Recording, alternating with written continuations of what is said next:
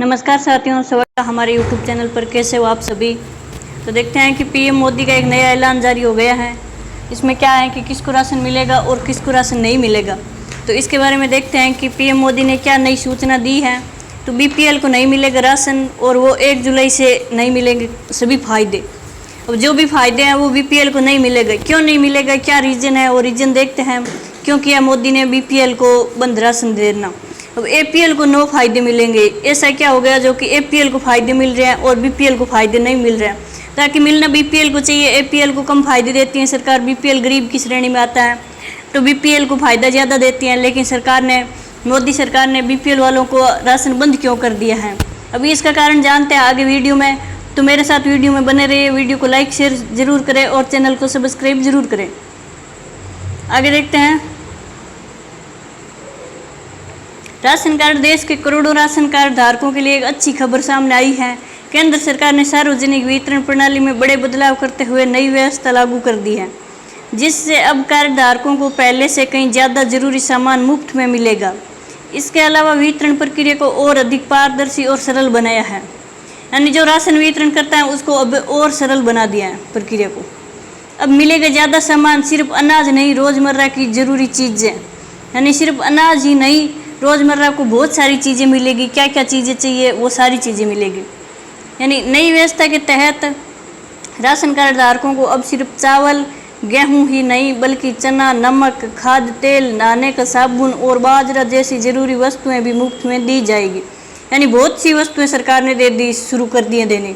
यह सुविधा खास तौर पर अंत्योदय व गरीब रेखा से नीचे बीपीएल वाले परिवारों के लिए शुरू की गई है।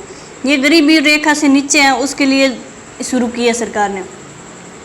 आगे है बायोमेट्रिक पहचान अब अनिवार्य है। अब क्या पहचान अनिवार्य है कि बायोमेट्रिक पहचान अनिवार्य कर दी है सरकार ने। राशन वितरण में पारदर्शिता लाने के लिए अब आधार कार्ड आधारित बायोमेट्रिक वेरिफिकेशन अनिवार्य कर दिया गया है। इससे कोई दूसरा व्यक्ति किसी और के नाम पर राशन नहीं ले सकेगा और असली लाभार्थी को ही राशन मिलेगा। यानी कोई दूसरा व्यक्ति राशन नहीं लेगा। जिसका राशन कार्ड बना है वो खुद जाकर ही राशन ले सकता है, दूसरा व्यक्ति राशन नहीं ले सकता है। अब आगे है one nation one ration card योजना को मजबूती।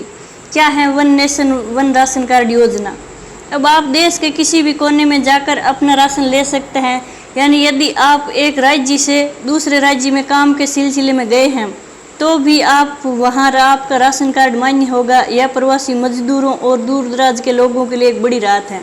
यानी आप कहीं भी अपना राशन ले सकते हैं, एक ज़िले से दूसरे ज़िले में, एक राज्य से दूसरे राज्य में और एक गांव से दूसरे गांव में। अगर आपके पास राशन कार्ड है तो आप कहीं भी राशन ले सकते हैं अपना।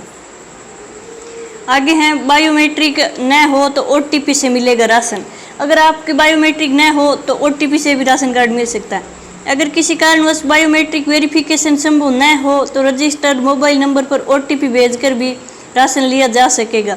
यह सुविधा बुजुर्गों, विकलांगों व तकनीकी दिक्कतों का सामना कर रहे लाभार्थियों के लिए फायदेमंद है।